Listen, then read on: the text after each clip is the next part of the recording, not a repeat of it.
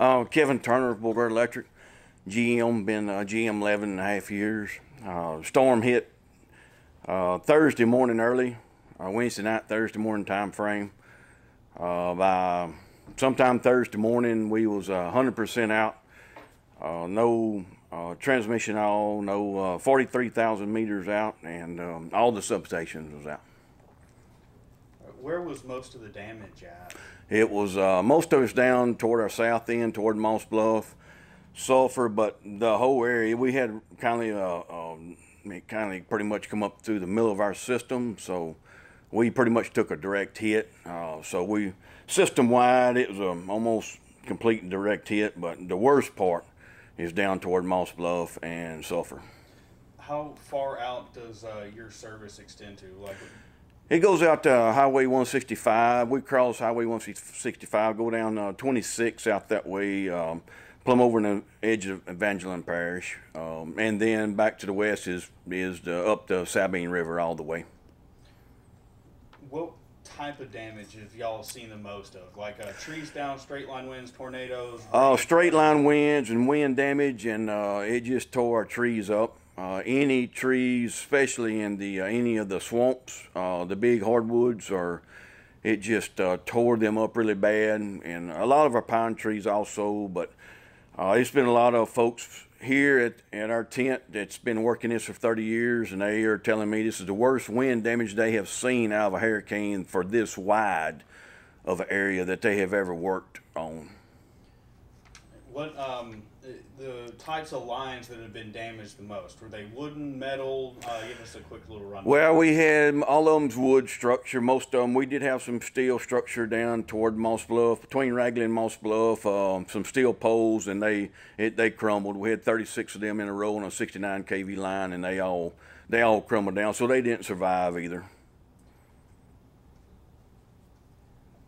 This is for a question from the community.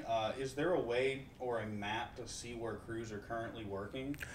We have an outage map. You can go on our internet on our website, and we have an outage map on there. And each outage will show the number of account, and they can see about if it's been restored or get some information off of there. What type of resources, if any, has Beauregard Electric brought in to assist during this time? We got a little over 900 men linemen in here right now. We thinking by dark we're going to have real close to 1,000 in. We got 2 tent cities set up, one in DeRidder and one down at Ragley area. We've brought them in from about 7 states, and we still have some states that we can call on and bring them in. They start switching out about every 10 to 14 days. But so far, all the co-ops that was here, they have men lined up to come help, so they all wanting to come. So we are starting that switching out this weekend. But we have Missouri, Texas, Alabama, Oklahoma, Mississippi, Arkansas. They all here, and if we need to reach out any further, we will. We have a real good mutual assistance from all of our statewides. All our statewides work together. All we got to do is make a phone call to Baton Rouge, our statewide, and they get us help on the way. What advice do you have for customers that are removing trees from their property that have power lines tangled in them? We always consider every power line hot, so they need to consider that. They need to call. We need to get out there and get the power line removed where they can remove trees. If the power line's in there, they're going to destroy the power line, and we're not going to be able to use it. We have to pull in new conductor. We are having some spots we're already having to pull in brand new conductor in. But if they would call in, that'd be a big help, and we can get them power lines removed and out of their way. What phone number should they call? They can call the DeRidder office, 463-6221. All right, so that's 337? 337. All right, 337. 463-6221. Do you have, for customers who are currently using generators as a source of power, what advice do you have for them? hook them up correctly. We had one that we already had that was hooked up wrong, and then we had they had some back feed on, some line was sparking this morning. We got that resolved, but please hook them up correctly. Hook them up on most of them hooks them up on the low side of the meter bays, preferably a 200 amp auto transfer switch works very great. For a customer who doesn't have an auto transfer switch, they need to most of them are pulling their meters or cutting their 200 amp main off.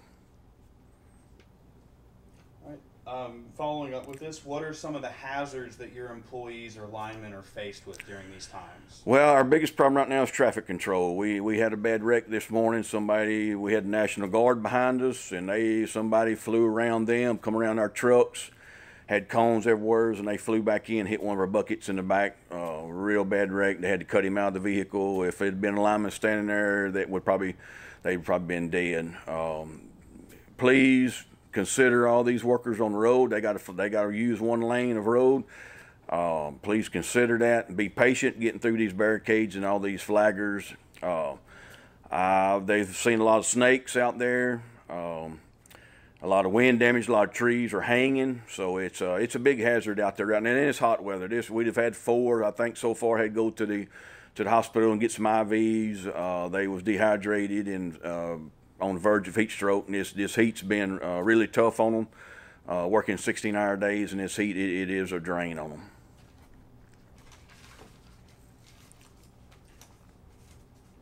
Now, here's a couple of questions from the community. You don't have to answer these. We can cut it from here.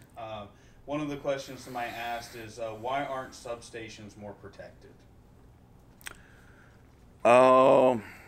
They are designed, engineers design them for a hurricane load. As far as I know, we don't have no substation problems. We have some fence tore up on some of them, but all of them's okay. It's just the transmission line, getting the transmission line into the substation, get the substations hot. And another question from the community, why aren't more lines underground? It costs about 3 times more to put them underground. You got a 25-year life expectancy on some of that. Down here, it doesn't work as good. If you're in a city situation, it works great. Out in the rural part, it's just the economics are just not there. It will just cost you, and your rates will probably go up twice as much, and nobody wants that.